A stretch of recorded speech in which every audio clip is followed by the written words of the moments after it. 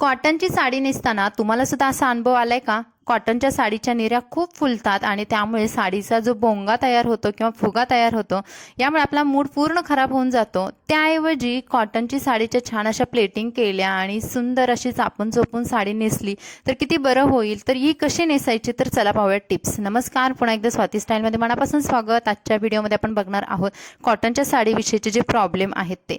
तर यासाठी मी पेटीकोटवरतीच तुम्हाला साडी नेसून दाखवणार आहे, कारण बऱ्याचशा महिलांकडे शेपवेअर नसतात आणि ते कम्फर्टेबल सुद्धा वाटत नाही। यासाठी बघा, पेटीकोटचा जो समोरचा भाग आहे तो आपल्याला जो लूज वाटतोय तो मागे नेऊन मी मागे जास्त एक्स्ट्रा पेटीकोटचा भाग आहे तो केलेला आहे। त्यानंतर पायामध्ये चप्पल सँडल जे पण तुम्ही घालणार आहात ते घालायचं आणि त्यानंतर साडी नेसायला सुरुवात करायची। आता ही साडी बघा तुम्ही कॉटनची आहे आणि थोडीशी चुरगळते, पण नेसण्या अगोदर तुम्हाला ही साडीची इस्त्री किंवा प्रेस करून घ्या छान। त्यानंतर साडी नेसताना बघा, उजव्या बाजूला पहिल्यांदा खोचून घ्यायची आणि नंतर डाव्या बाजूला खोचून समोरचा भाग पूर्ण प्लेन करून घ्यायचा। मागून सुद्धा आपल्याला ही ट्रिक वापरायची आहे। साडी कुठेही लूज ठेवायची नाही, साडीची योग्य अशी उंची ठेवायची, मग साडी नेसायला घ्यायची। नाहीतर साडी आपली खालीवरती होते। तर साडीची उंची ठेवताना तुमच्या सँडलचा अगदी खालचा थोडासा भाग दिसेल एवढ्याच उंचीवरती साडी नेसायची आहे। त्यानंतर आता आपण करणार आहोत पदर। तर आता पहिल्यांदा पदराची उंची ठरवूयात। तर पदराची उंची ठरण्या अगोदर आपल्याला पदर किती घ्यायचा आहे बघूयात। तर आता पदर घेताना बघा, मी अगदी राऊंड न काढता एका हाताने प्लेट पकडली आणि दुसऱ्या हाताने पदर गोळा करून माझ्या गुडघ्याच्या खाली येईल एवढ्या अंतराचा पदर ठेवला। साडी कोणती असो, सिल्क, कॉटन किंवा डायमंड, फॅन्सी, तुम्हाला पदर हा गुडघ्याच्याच खाली ठेवायचा आहे, तर तुम्ही उंच दिसू शकता। आता पदर करण्याची आणखी एक मी मेथड सांगितली बघा। कमरेजवळ उजव्या बाजूला भाग खोचून घेतला आणि जेवढा पदर करायचा आहे तेवढाच भाग मी पुढे आणलेला आहे। आता पदराच्या प्लेटिंग करताना हाताचा कात्रीसारखा भाग करून एक एक प्लेट फसवून घ्यायची। आता प्लेटिंग करताना तुम्ही बघाल आतली प्लेट बाहेर येऊ नये म्हणून आपल्याला सुरुवातीपासूनच काळजी घ्यायची आहे की वरची जी बॉर्डरची प्लेट आहे ती थोडीशी मोठी आणि आतमधल्या सर्व प्लेट्स छोट्या करायच्या आहेत। तुम्हाला मी व्हिडिओमध्ये अगदी योग्यरीती दाखवलेलं आहे। आता या प्रोसेसमुळे तुमच्या साडीची प्लेटिंग सुद्धा खूप छान होणार आहे।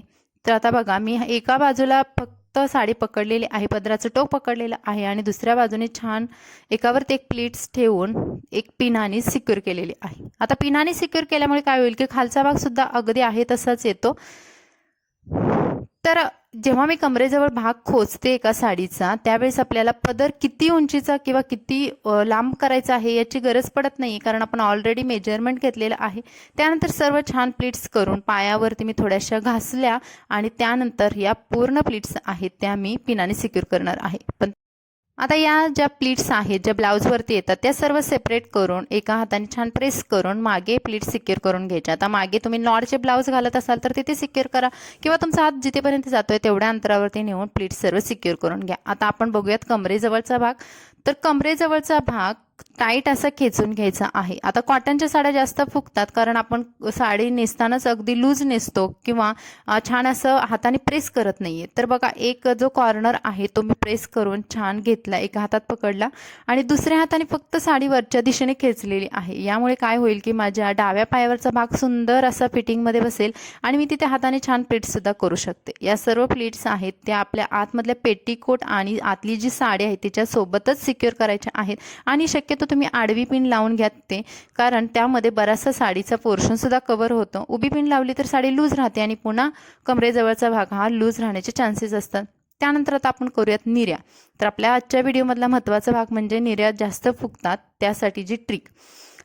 तर बघा, हाताने मी नेहमीप्रमाणे निर्या करून घेत आहे। जसं आपण पदराची प्लीटिंग केली, निर्या केल्या, तशाच अगदी मी साडीच्या समोरच्या सुद्धा निर्या करून घेतल्या। आता या सर्व निर्या आहेत त्यामधली वरची जी निर्या आहे ती नेहमीप्रमाणे आपल्याला मोठी करून घ्यायची आहे। या सर्व निर्या एकावरती एक न ठेवता हाफ सेंटीमीटरचं म्हणजे अर्ध्या सेंटीमीटरचं आपल्याला अंतर ठेवून या सर्व निर्या एका पिनाने आडव्या अशा सिक्युअर करून घ्यायच्या आहेत। तुम्हाला मी दाखवले व्हिडिओमध्ये, मी आडवीच पिन लावलेली आहे जेणेकरून माझ्या सर्व निर्या अशा सेपरेट राहतील, एकावरती एक येणार नाहीयेत। त्यानंतर या सिक्युअर केलेल्या निर्या आहेत ते आपल्या बेली बटनच्या अगदी मधोमध मी खोचून घेतल्या. आता निर्या करण्याची पद्धत नंबर 1 मी तुम्हाला दाखवते. जेव्हा आपण असं निर्या येत नाहीत आपल्या किंवा आपल्या घरी कुणी नाही आपल्याला खालच्या साईडच्या निर्या येत नाही त्यावेळेस सरळ एका चेअरवरती बसायचं आणि वरून ज्या येणाऱ्या सर्व निर्या आहेत त्या हाताने छान प्रेस करून घ्यायच्या. यामध्ये सुद्धा तुमची जी साडी आहे ती छान फिटिंगमध्ये बसते किंवा निर्या आहेत त्या समोरून फुगत नाहीत. हाताने प्रेस करून घ्या. साडी कॉटनची साडी असते, प्रेसिंगनं छान बसते.